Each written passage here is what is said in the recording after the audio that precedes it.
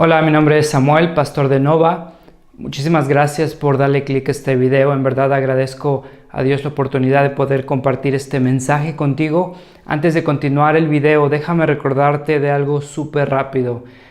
Ponemos estos videos para ser de bendición para la iglesia. Nuestra esperanza es ver el evangelio arraigado en Latinoamérica y la gracia incondicional y transformadora de Cristo siendo real de una forma palpable en nuestra sociedad. Te recordamos que este video no sustituye tu compromiso ni tu presencia en tu iglesia local.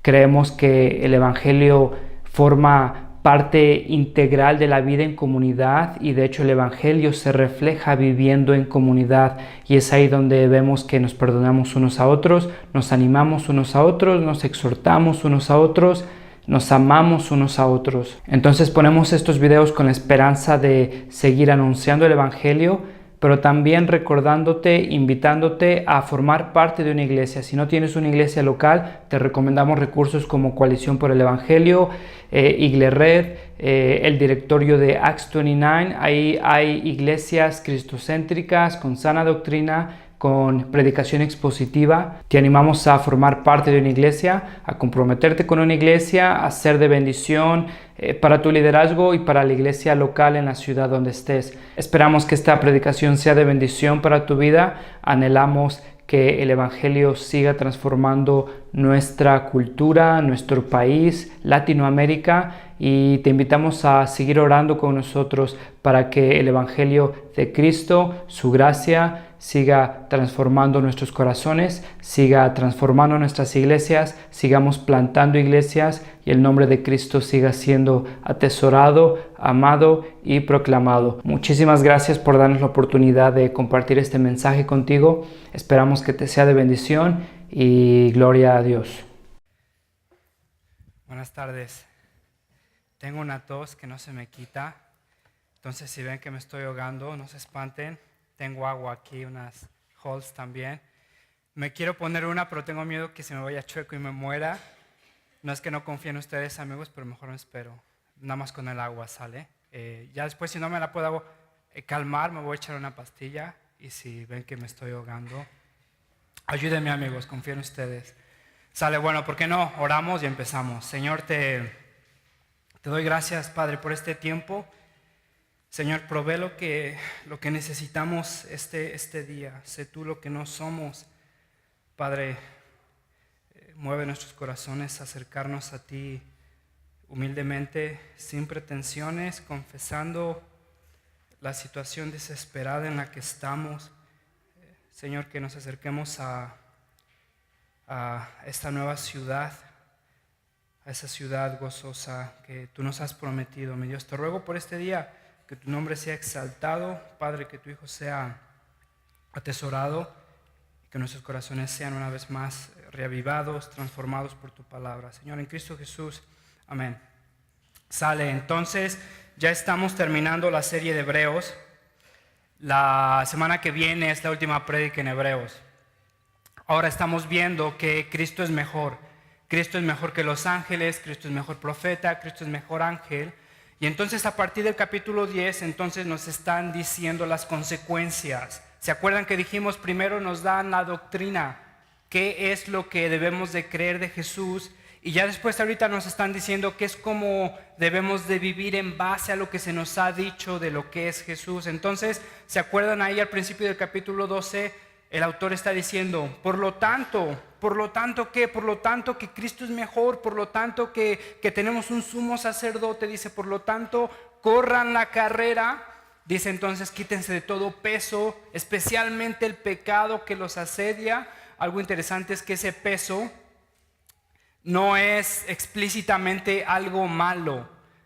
Dice, quítense ese peso que les estorba, especialmente del pecado. Entonces nos está diciendo, si hay algo en tu vida cristiana, algo que te impide correr la carrera, si quieres correr bien la carrera, entonces dice, quítense ese peso.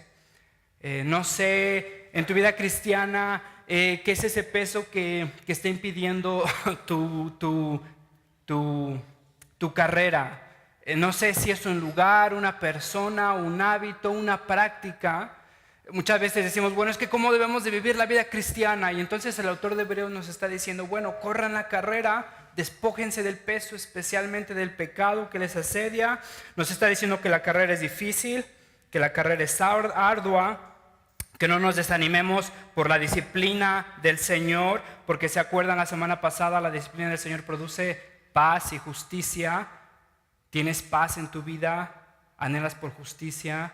Entonces es lo que Dios está procurando en medio de la disciplina.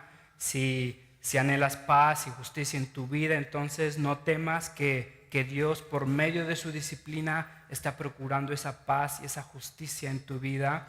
Entonces nos dice, no se desanimen por la disciplina del Señor. La semana pasada, no sé si vieron una mamá agarrando con un cable a su hijo. Sí lo vieron, ¿no? Una mamá, había un video se hizo viral, estuvo en la jornada de Excelsior, Milenio Noticias, por todo, ¿no? Que una mamá mexicana agarró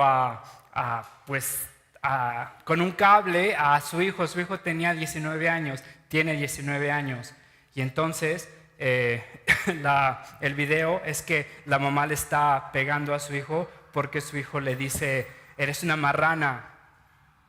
Entonces su mamá pues se enoja y le está pegando, ¿no? Y la polémica era que, pues, ¿cómo se atreve la mamá a disciplinar a Genruchito? ¿Cómo se atreve la mamá a pegarle a su hijo? Y entonces fíjate cómo es que separamos disciplina de amor, y entonces decimos, no, es que ¿sabes qué? Debemos de criar en amor y no debemos de lastimar a los hijos. Pero lo que el autor de Hebreos está diciendo es que la disciplina de Dios en el cristiano es para su bien últimamente y para la gloria de Dios. Y no es que Dios debe de procurar tu comodidad necesariamente, ya lo hemos visto, pero fíjate cómo es que cuando entonces vemos estos ejemplos prácticos, tenemos dificultades reconciliando lo que es amor, lo que es disciplina. No sé, pero si tu hijo tiene 19 años, le falta respeto a tu esposa, pues chance y se la llevó leve ese chamaco de 19 años, ¿no? No sé el contexto, no sé la situación, pero pues a tu mamá no le llames así. Pero bueno, editamos esto para que no piensen que entonces... pero fíjense cómo hacemos esa separación, ¿no? Entonces, fíjate que el autor de Hebreos está diciendo, no se desanimen por la disciplina del Señor. La disciplina del Señor es para su bien. Y entonces dice, corramos la carrera. Vemos a Jesús que por el gozo delante de él corrió la carrera. Hablando de gozo, hay un librito bien pequeño, se llama Humo en las montañas, de una escritora, Joy Daveman. Y esta escritora, hablando precisamente de gozo, nos cuenta una historia. Esta historia es de un marciano que visita la Tierra. Nos pone una historia para ilustrarnos lo que es el gozo en la vida cristiana. Y entonces este marciano es un marciano antropólogo. Y este marciano antropólogo va a la Tierra a observar a las criaturas de la Tierra. Y entonces le manda su reporte ahí pues a su gente, no a los marcianos. Y entonces dice en este reporte que observa prácticas bien curiosas para las criaturas de la tierra, nosotros. Y entonces dice que es interesante que cada domingo dice hay una adoración al sol. Y entonces este marciano antropólogo está convencido que los humanos adoran al sol. Y dice, cada domingo esperamos toda la semana con ansia. Dice, los humanos esperan toda la semana con ansia, pero el domingo salen a hacer sus cultos al sol. Y entonces cada domingo salen a templos grandísimos donde se reúnen alrededor y donde grupos diferentes compiten, y entonces cada uno va a lo que nosotros conocemos como estadios. Van y se pintan las caras, algunos utilizan diferentes playeras, y entonces dice, se ven todos súper emocionados, salen al sol. Hay algunos que salen y entonces adoración al Dios al dios Sol, se untan, dice el marciano antropólogo, se untan aceites especiales y entonces van allí junto del agua y se tienden a ser abrazados por su dios Sol, y dice que todo está rodeado, que todas las actividades se rodean por el dios Sol, que entonces cada domingo vamos y adoramos a ese dios Sol, que hay gente que sale y simplemente está ahí sentándose, siendo pues abrazada por el dios Sol. Y entonces en la historia dice, pero hay algunos que son unos paganos que no creen en ese dios Sol. Esos pocos van y se esconden en edificios oscuros, fríos. Los más alocados tal vez tienen ahí edificios con ventanas con vidrio pintado, pero todos están taciturnos, apagados, deprimidos. No se ve ninguna emoción, no se ve ninguna pasión como los que salen a adorar al dios Sol a los estadios, a las playas. Dice, estos paganos, estos incrédulos llegan y muestran lo opuesto a lo que las otras personas demuestran. Se ven cansadas, se ven deprimidas, hay unos que se ven bostezando, hay otros que se ven aburridos, y lo que hacen lo hacen separado del dios Sol, en edificios oscuros, fríos. Todos se tapan así muchísimo. Y entonces está hablando de lo que muchas veces esta autora en este devocional está hablando de lo que muchas veces desde afuera se ve en la vida cristiana. Y este capítulo vamos a hablar de diferentes locaciones que vive la gente, sin importar si crees en Dios o no. Hay dos lugares en donde vive la gente, y el autor está diciendo, es el monte Sión y es el monte Sinaí. Y entonces fíjate que uno se caracteriza por gozo. Dice ahí, el autor dice que hay un monte Sión donde todos van y hay gente gozosa, agradecida. Hay otro monte Sinaí donde es caracterizado por temor, por temblor, por ley, por fuego. Y fíjate entonces que una de las características del cristiano es agradecimiento, es gozo. Y desde afuera me temo que lo que dice el marciano antropólogo es un poco demasiado cierto. Tal vez hay más gozo en los estadios que en las iglesias. Tal vez hay más gozo en playas que en las iglesias. Y te diría que es consecuencia de que vives en el monte incorrecto, en el lugar incorrecto. Tu vida se caracteriza por temor en vez de por agradecimiento y por fuego. Chécate lo que dice el autor.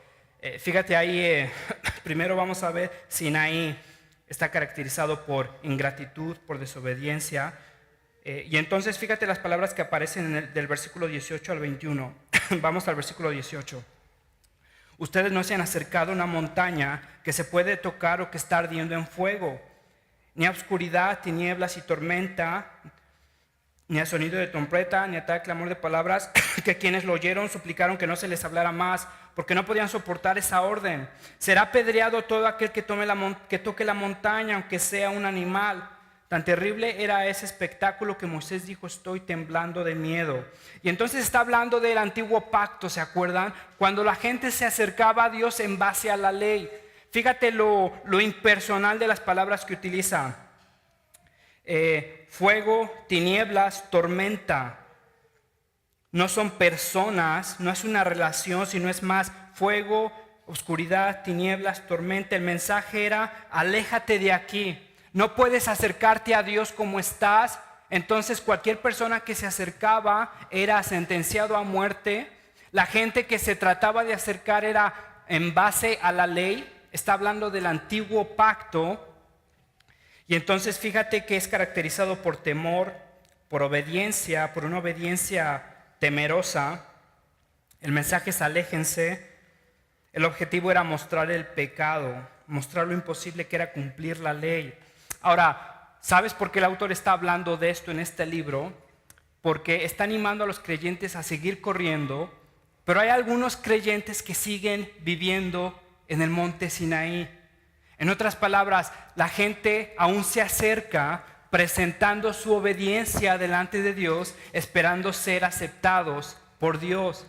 Y entonces esa gente no se acerca a Dios gozoso o agradecido, sino se acerca a ese Dios temeroso o decepcionado o amargado. Vamos a ver a Esaú como un ejemplo, pero también se acerca orgulloso.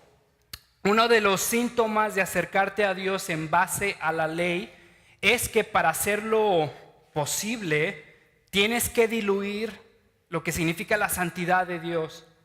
Y entonces fíjate lo que está diciendo el autor. Hay algunos que todavía se acercan a Dios en base a la ley, tratando de cumplir la ley para ser aceptados. Entonces los síntomas es orgullo. Entonces si tú cumples la ley mejor que los demás, pues obvio que te sientes mejor que los demás, ¿no es cierto? Muchos de nosotros lo vivimos cuando, si somos los únicos que leímos la Biblia esta mañana en nuestra casa, indudablemente, si estás viviendo en base a la ley, te vas a sentir mejor que los demás porque leíste la Biblia. Incluso vas a ser inflexible con los que no leen la Biblia. Te vas a sentir más aceptado delante de Dios porque esta mañana leíste tu Biblia. Te vas a sentir más aceptado por Dios porque esta mañana oraste. Te sientes mejor delante de Dios porque esta mañana diste el dinero que te correspondía en la iglesia. Te estás acercando a Dios en base a la ley. Pero lo que pasa es que tienes que disminuir lo que significa la santidad de Dios. Entonces, para ti la santidad de Dios es leer tu Biblia en la mañana. Lees tu Biblia en la mañana, checas esa palomita, entonces ya cumpliste lo que Dios te requería. Eres mejor que los demás. Pero fíjate que tienes que diluir bastante lo que significa la santidad de Dios, porque la santidad de Dios demanda no solo que leas tu Biblia, sino que ames a la palabra de Dios más que todas las cosas.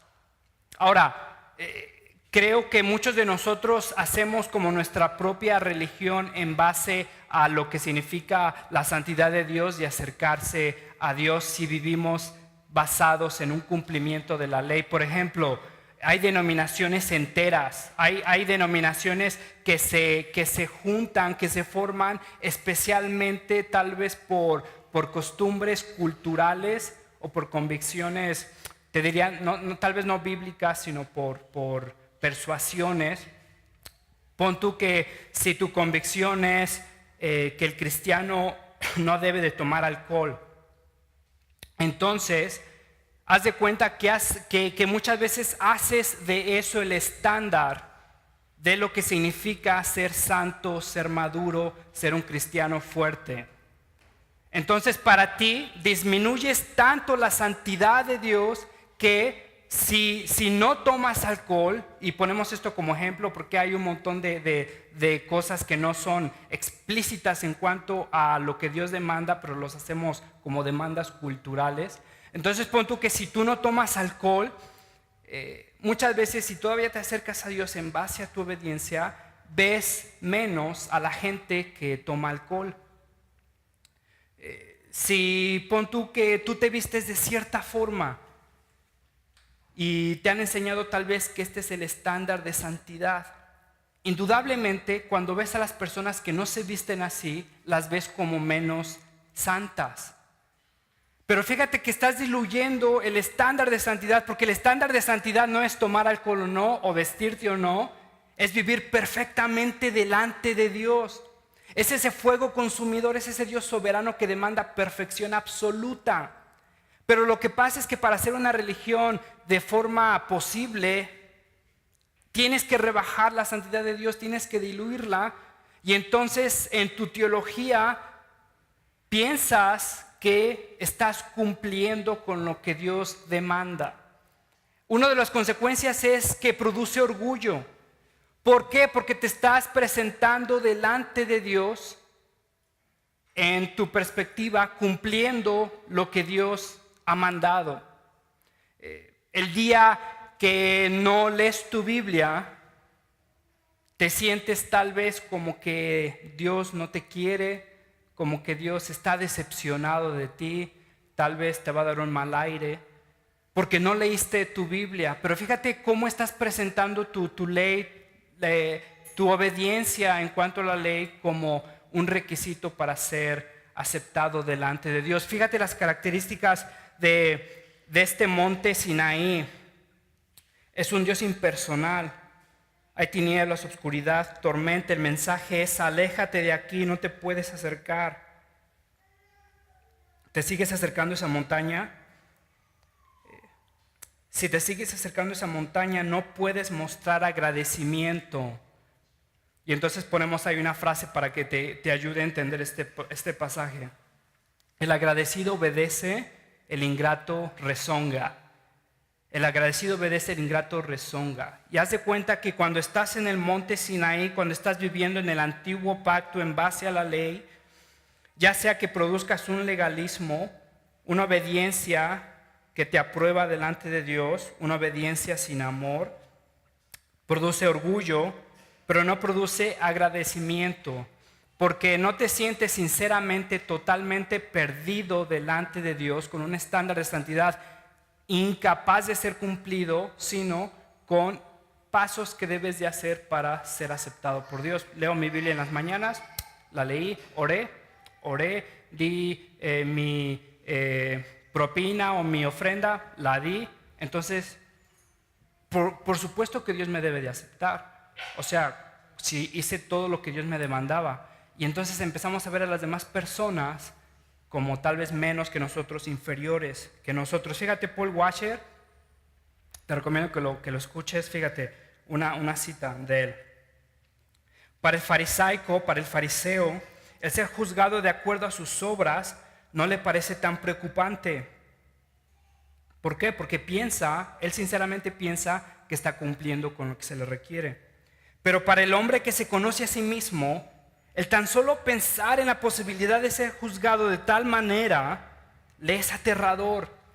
Porque entonces no ha rebajado el estándar de santidad, sino sabe el estándar de santidad que tiene delante de él, que es sinceramente imposible de cumplir.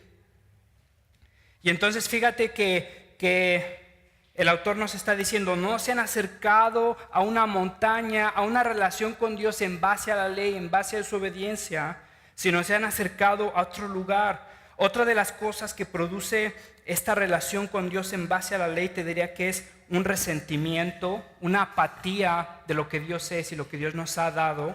Fíjate el versículo 15. Asegúrense de que nadie deje de alcanzar la gracia de Dios, de que ninguna raíz amarga brote y cause dificultades y corrompa a muchos. Date cuenta de la palabra que está utilizando ahí, raíz amarga. Se han acercado a un monte gozoso. Hay unos que tienen una raíz amarga. Fíjate lo que dice: de que ninguna raíz amarga brote y cause dificultades y corrompa a muchos. Versículo 16.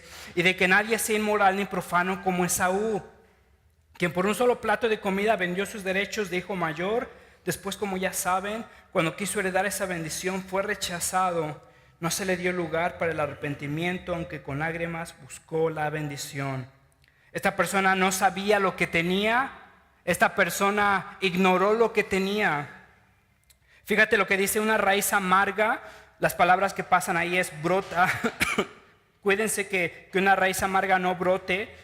La palabra brotar habla de un proceso, como una planta que está brotando. Está el proceso de que la planta está creciendo. No es que nada más así volteas y hay un árbol, sino que hay un proceso de nutrición, hay un proceso de crecimiento. Y entonces fíjate lo que dice: asegúrense de que nadie deje de alcanzar la gracia de Dios, de que ninguna raíz amarga brote, crezca y cause dificultades. Fíjate las palabras que utiliza. Primero utiliza una palabra individual, de que ninguna raíz amarga, una raíz amarga brote, y después utiliza palabras comunales o en cuanto a un grupo o una comunidad, brote y cause dificultades. ¿Con quiénes? Con los demás, y corrompa a muchos. La palabra corrompa significa también contaminar, echar a perder algo. La palabra raíz amarga es utilizada en Deuteronomio 28. Este autor conoce su Biblia, utiliza el mismo pasaje. Fíjate lo que dice Deuteronomio 28, versículo 19. Asegúrense de que ningún hombre, ni mujer, ni clan, ni tribu entre ustedes ni tribu entre ustedes, aparte hoy su corazón del Señor nuestro Dios para ir a adorar a los dioses de esas naciones. Aquí pon atención, dice, tengan cuidado de que ninguno de ustedes sea como una raíz venenosa y amarga. ¿Te das cuenta? Él está hablando al pueblo de Dios. Entonces el pueblo de Dios va a vivir en medio de gente que no conoce a Dios, que no tiene conocimiento de Dios, y entonces les está diciendo, aguas, que no haya gente que produzca raíz amarga. En otras palabras, que no haya raíces amargas en su comunidad, o que no haya raíces amargas entre ustedes. Y entonces fíjate cómo es que describe el autor esta raíz amarga, que causa dificultades y corrompa a muchos. Y pone un ejemplo, y que nadie sea inmoral ni profano como Esaú. Aquí ponemos atención porque esto es importante. Fíjate cómo lo describe, que no sea inmoral ni profano. Si vas ahí a un léxico, a un diccionario, a una concordancia, te vas a dar cuenta que la palabra para inmoral es pornos, la palabra para pagano es bébelos, la palabra porno significa, ¿te suena pornos? Porno, pornografía, pornográfico, es inmoralidad sexual. Que no haya entre ustedes una raíz amarga que crezca, que cause dificultades entre ustedes, que no haya ningún profano. La palabra profano significa alguien que es banal, que es superficial, que está enfocado en lo transitorio en vez de lo eterno. Es alguien que es incapaz de darse cuenta de lo que tiene y entonces lo cambia rápido por algo que no vale la pena. Esa es la palabra para profano, para mundano, para vano, para superfluo.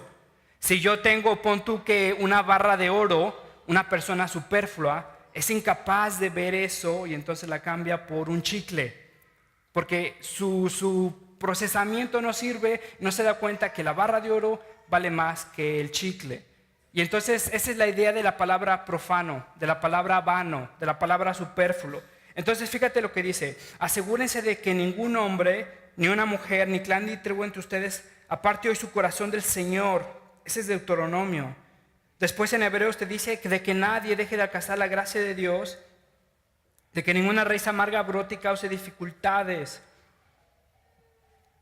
Y entonces aquí está el ejemplo de una persona vana, superflua, como Esaú, quien por un solo plato de comida vendió sus derechos de hijo mayor.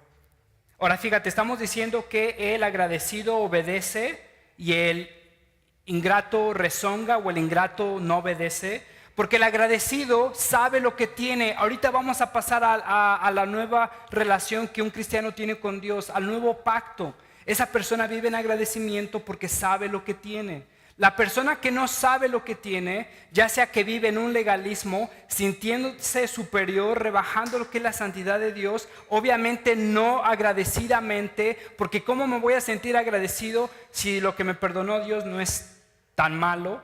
Digo, si al final de cuentas terminé leyendo mi Biblia, orando y dando dinero y no diciendo groserías, pues lo puedo hacer. Entonces, sí me perdonó Dios, pero pues digo, lo hubiera podido haber hecho por mis propias cuentas.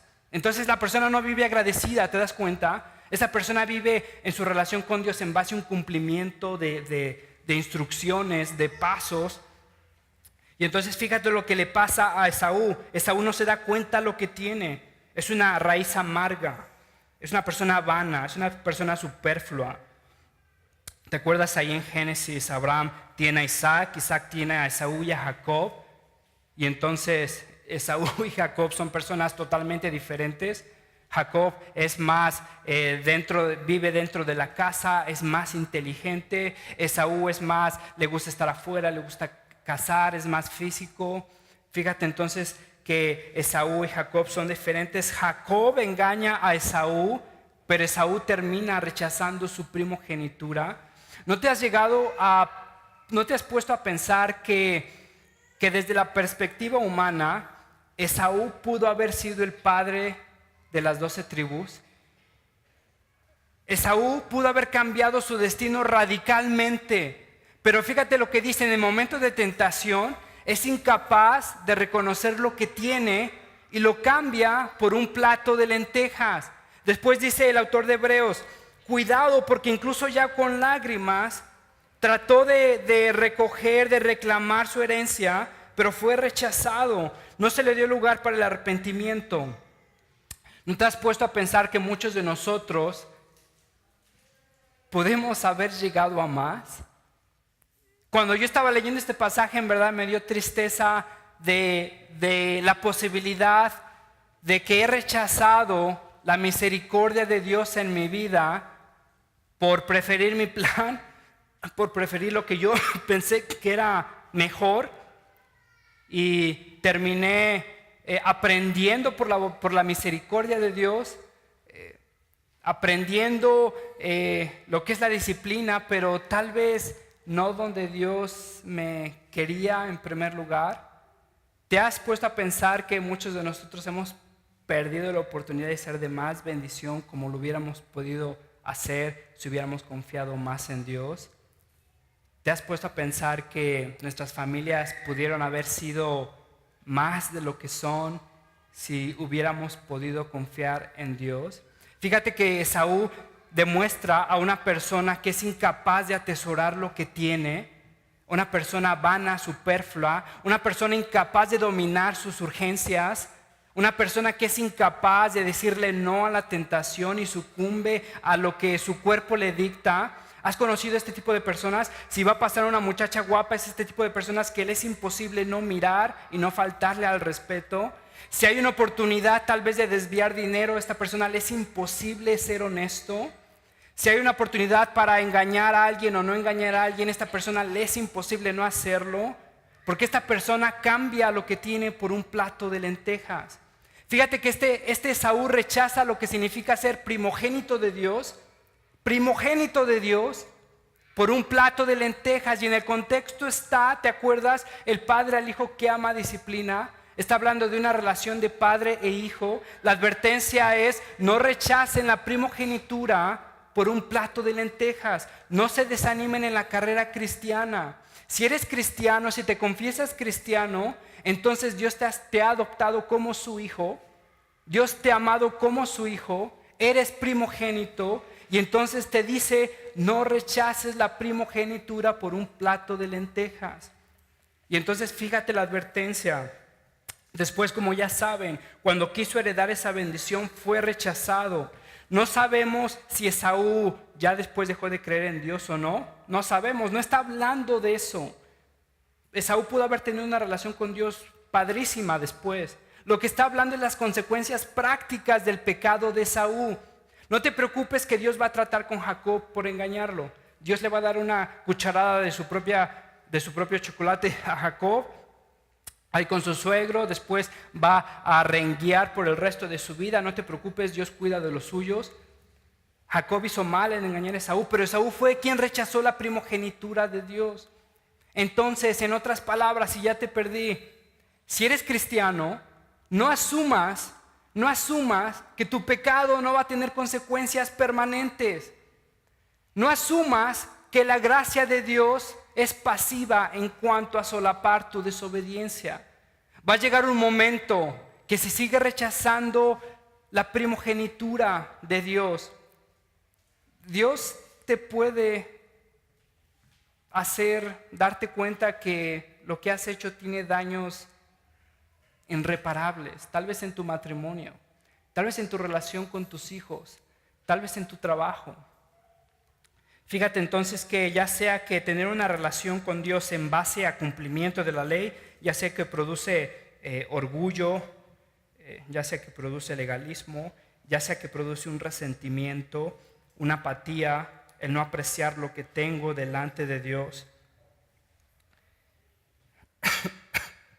Fíjate entonces en Génesis 25:32, dice: me estoy muriendo de hambre, contestó Esaú, así que ¿de qué me sirven los derechos de un primogénito? Otra vez está hablando de una persona vana. En ese momento tenía hambre, la primogenitura simplemente era totalmente irrelevante. Está hablando de una persona que es productiva pero infiel, de una persona que atesora más la eficiencia que la fidelidad.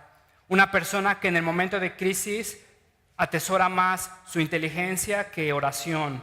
Una persona en el momento de ansiedad atesora más sus recursos que la dependencia en Dios. En ese momento de crisis, en ese momento de hambre, en ese momento de tentación, ¿atesoras más la eficiencia o la fidelidad? En tu relación como esposo, como esposa, como hijo, ¿atesoras más la eficiencia, lo que es productivo a los ojos del hombre, o lo que significa ser fiel delante de Dios? Esaú es incapaz de poner su confianza en lo que Dios le ha dado. Me estoy muriendo de hambre y me ofreces primogenitura. ¿Así de qué me sirve los derechos de un primogénito? Fíjate que Esaú es un ejemplo de creyentes que rechazan a Dios como Padre. Entonces en el versículo 25 está la advertencia: tengan cuidado de no rechazar al que habla, pues si no escaparon aquellos que rechazaron al que los amonestaba en la tierra, mucho menos escaparemos nosotros si le volvemos la espalda al que nos amonesta desde el cielo. Dios es infinito, su gracia tiene límites en cuanto a la obediencia práctica del cristiano.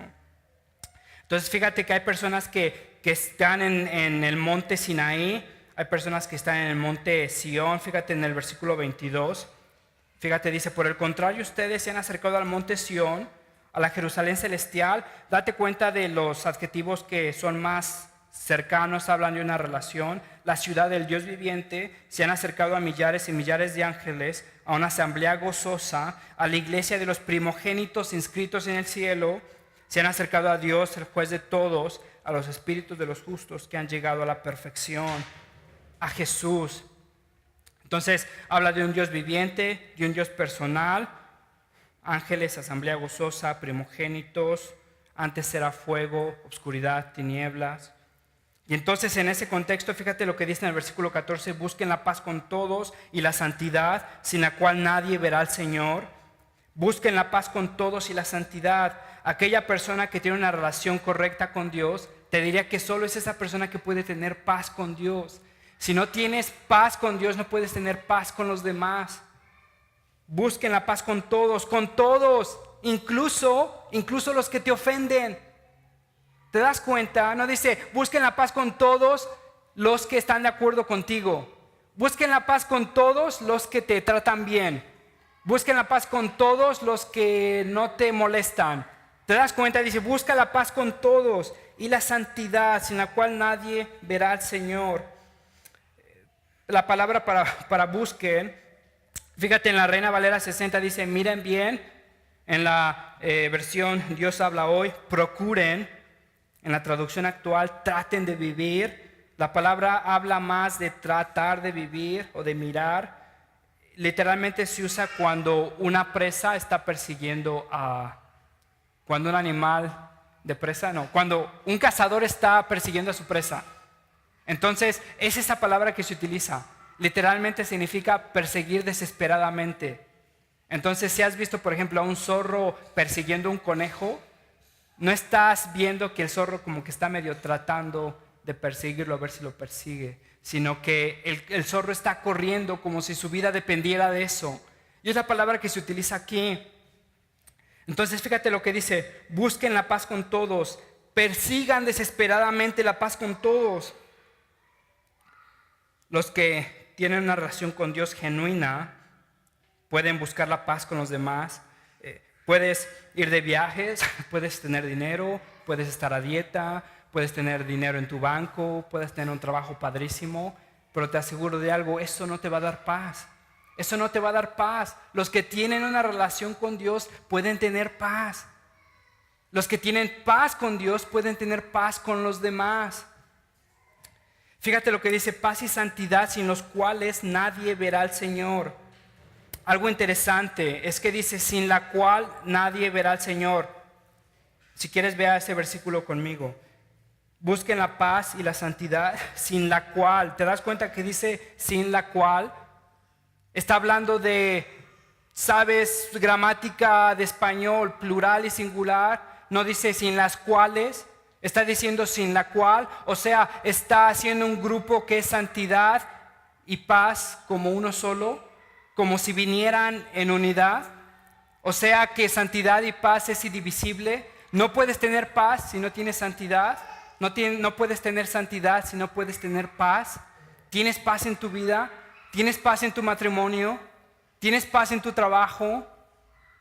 Seguramente es porque no estás buscando la santidad de Dios. Te hago una pregunta. ¿Tus hijos ven a Dios en ti? ¿Tu esposa o tu esposo ve a Dios en ti? Fíjate lo que dice, sin las cuales nadie verá al Señor. Y esta palabra es ambigua a propósito. Dice, busquen la paz y la santidad sin las cuales nadie verá al Señor, sin la cual nadie verá al Señor. ¿Qué quiere decir? ¿Que el que no vive en paz y en santidad no puede ver a Dios? ¿O el que no vive en paz y santidad no puede reflejar a Dios? ¿Tiene sentido o ya te dormí? Busquen la paz y la santidad sin la cual nadie verá a Dios. Entonces, ¿qué quiere decir? ¿Que el que no vive en paz y santidad no puede ver a Dios? ¿O el que no vive en paz y santidad no puede reflejar a Dios? Significan las dos. El que no vive en paz y en santidad no puede reflejar a Dios. ¿Ven a Dios en tu trabajo? ¿Ven a Dios en tu familia? ¿Ven a Dios en cómo tratas a tus hijos, en cómo tratas a tu esposa? Esposa, ¿ven a Dios en cómo tratas a tu esposo y a tus hijos? Busquen la paz y la santidad sin la cual nadie verá a Dios. ¿Tienes paz? Si no tienes paz, ¿cómo es que la gente va a ver a esa paz en ti que refleja a Dios? Y no estamos hablando de esa paz que sientes cuando todo está bien, sino de esa paz cuando hay problemas. De esa paz en medio de la enfermedad, de esa paz en medio de problemas económicos, de esa paz en medio de problemas familiares. Estamos hablando de esa confianza en Dios y entonces solo así la gente puede ver a Dios en nosotros. ¿Es una realidad en tu vida? ¿Será que la gente puede ver a Dios en ti? ¿Será que tú ves a Dios? ¿Será que tú tienes paz? Fíjate entonces que el autor de Hebreos está diciendo, no se desanimen de la disciplina del Señor, porque produce paz y justicia. Aquí nos está diciendo, procuren la paz y la santidad con todos. Y entonces fíjate en el versículo 28, dice así que nosotros que estamos recibiendo un reino inconmovible, seamos agradecidos. El agradecido obedece, el ingrato rezonga. Así que nosotros que estamos recibiendo un reino inconmovible, seamos agradecidos, inspirados por esa gratitud, adoremos a Dios como Él le agrada, con temor reverente, porque Dios es un fuego consumidor. Entonces, ¿quiénes son los que están recibiendo un reino inconmovible? Son aquellas personas que se quitan el peso en la carrera. ¿Quiénes son aquellas personas que reciben ese reino inconmovible? Son aquellas personas que se quitan del pecado, de ese pecado que los asedia. Fíjate lo que dice, tenemos un reino inconmovible. Esaú rechazó lo que tenía, la primogenitura. Nosotros tenemos un reino inconmovible. ¿Te das cuenta? Entonces nosotros no somos profanos, nosotros no somos vanos, nosotros nos damos cuenta de lo que tenemos. Y fíjate lo que dice, entonces seamos agradecidos. No solo eso, dice, inspirados por esa gratitud, adoremos a Dios como Él le agrada. ¿Sabes lo que tienes? ¿Sabes lo que Dios te dio en Cristo? Perdón por tus pecados. ¿Sabes que Dios te escogió antes de la fundación del mundo? ¿Estás agradecido? ¿Sabes que Dios decidió cargar en Cristo los pecados de su pueblo? ¿Estás agradecido? ¿Sabes que Dios promete darte lo que necesitas a pesar de lo que quieres? ¿Estás agradecido? ¿Sabes que Dios prometió darte un consolador, el Espíritu Santo? ¿Estás agradecido?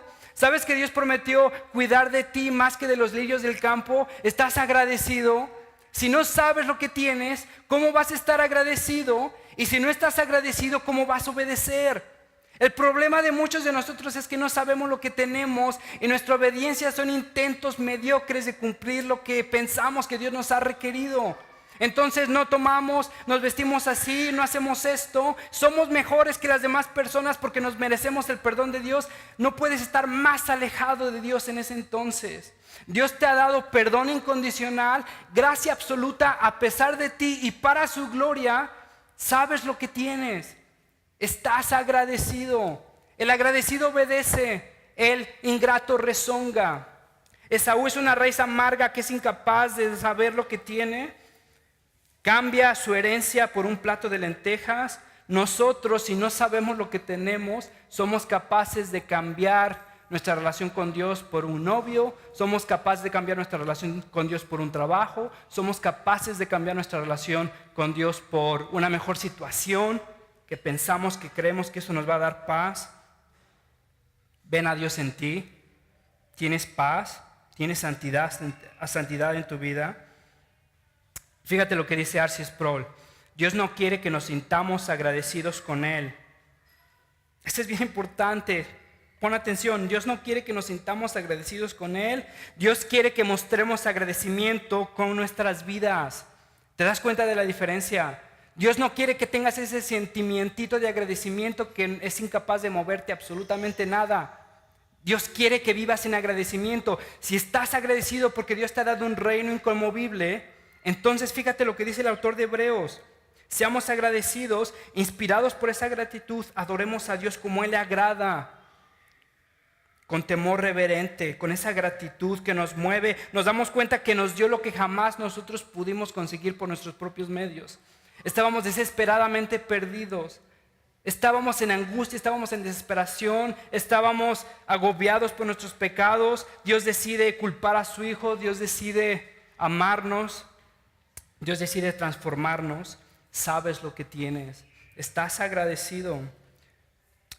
Charles Spurgeon, un predicador, fíjate lo que dice: damos gracias a Dios mientras seamos el objeto de su gracia. Damos gracias a Dios mientras seamos el objeto de su gracia. ¿Hasta cuándo vamos a ser el objeto de su gracia? Siempre damos gracias a Dios porque siempre somos el objeto de su gracia. Fíjate ya para terminar el versículo 24.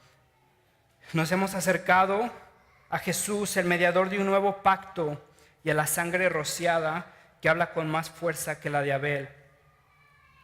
Y a la sangre rociada ¿de quién? De Jesús, que habla con más fuerza que la de Abel. La sangre derramada de Abel clamaba, gritaba por venganza. ¿Qué es lo que clama y qué es lo que grita la sangre de Jesucristo? Está hecho. Está hecho. Hay perdón, hay gracia, hay misericordia. Nos hemos acercado a Jesús. Nos hemos acercado a nuestro mediador, a ese mediador de un nuevo pacto, no del monte Sinaí, sino de Sión, a la sangre rociada que habla con más fuerza de la de Abel, que nos grita, que nos clama, que nos recuerda: hay perdón, todo lo que se tenía que hacer fue hecho en Cristo. Si vas a Miami, cuando vayas a Miami, hay un puente que se llama Cuba Sky Puente. Está ahí el puente en Miami. Entonces, si hubieras sido hace muchísimo tiempo, hubieras visto a un viejito, ya muy viejito, cada viernes sin falta, llegaba con su cubeta de camarones, iba hasta el final del puente, hasta el borde del puente, hasta donde terminaba, y entonces agarraba su cubeta de camarones, agarraba un camarón y lo empezaba a echar, y un montón de gaviotas llegaban y se acercaban y comían de lo que este viejito les estaba dando. Cada viernes, sin falta, sin falta. Este hombre es Eddie Rickenbacker. Eddie Rickenbacker había peleado en la Segunda Guerra Mundial. Se había vuelto en un peleador en un as de combate. Era buenísimo en los aviones. Había ayudado en la Primera Guerra Mundial a ganar a los aliados. En la Segunda Guerra Mundial ya era demasiado viejo para pelear, pero el presidente de ese entonces, Roosevelt, le da una misión y le dice: mira, tú vas a atravesar el mar Pacífico, vas a atravesar el mar Pacífico, te voy a dar 7 hombres, vas a atravesar el mar Pacífico y vas a ver en ese entonces el general era MacArthur. Y entonces le vas a dar este mensaje a MacArthur. Entonces ya va Eddie y atraviesa el mar en su avión, llega con MacArthur, le da el mensaje, viene de regreso, y entonces de regreso pues su avión se cae, lo tiran, y entonces está ahí en medio del mar por 10 días. Trata de sobrevivir, trata de ayudar, trata de pedir ayuda. Los que sobrevivieron con él están ahí desesperados, piensan que no van a sobrevivir, se están muriendo. Entonces ya Eddie dice que bueno, pues se quería morir, ya no había de otra, entonces se va a dormir, se tapa su cara esperando que ya no se despierte, porque no había forma de ser rescatado. Entonces se acuesta ahí en su lanchita, se tapa la cara y pues ya se despide del mundo. Y cuando se está durmiendo siente que alguien le está jalando la gorra con la que se estaba tapando el sol. Y entonces en ese momento él piensa, dice, híjole, qué bueno, ya me encontraron, de seguro son otros soldados. Y después se da cuenta por los sonidos que es una gaviota.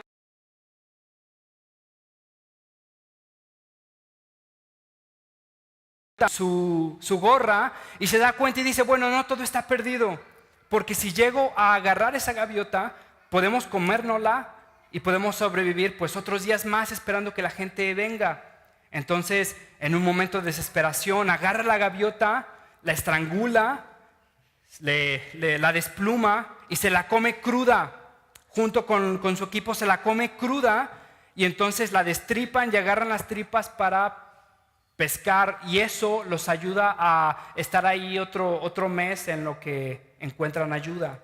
Ahora, al final del mes encontraron ayuda, y bueno, pues entonces Eddie cuenta la historia de cómo sobrevivió. Y entonces, ya después de muchos años, ya Eddie, bien viejito, llegaba ahí al puente y agarraba camarones y se los echaba ahí a las gaviotas. Y la historia dice que si tú hubieras podido acercarte a Eddie, hubieras podido escuchar a Eddie diciendo gracias. Cada vez que aventaba un camarón decía gracias, y después aventaba otro y decía gracias, y después aventaba otro y decía gracias. Y entonces la gente que estaba afuera pues decía, bueno, pues este cuate está loco. Alguien se atreve a preguntarle, oye Eddie, pues ¿qué onda? ¿Qué haces con esto? Y entonces Eddie dice, pues mira, cuando alguien da la vida por ti, pues no hay de otra sino vivir en agradecimiento. Si Cristo murió por nosotros, hermanos, ¿no es impropio no vivir en agradecimiento? Si Cristo nos ha dado otra oportunidad, ¿no es impropio no mostrar agradecimiento?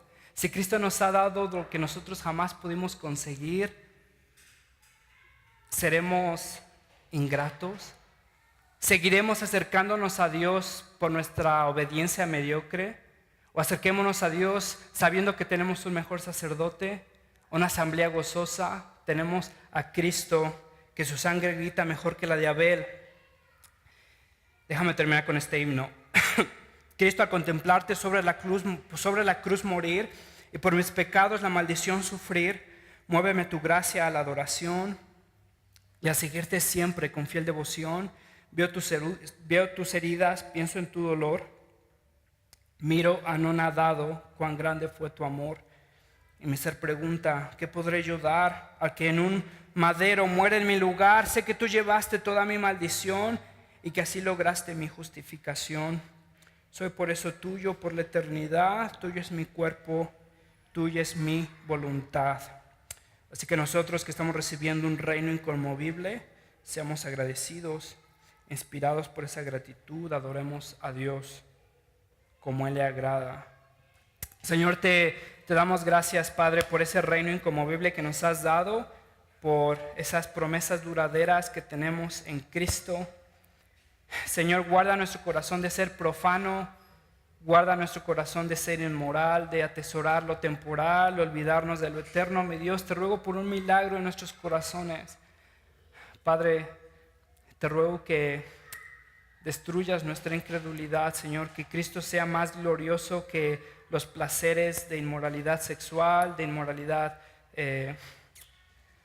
espiritual. Padre, que tus promesas sean más ricas, más dulces, que tu reino sea para nosotros en verdad un reino inconmovible, y poco a poco, Señor, y por tu misericordia vamos nuestro reino como patético, como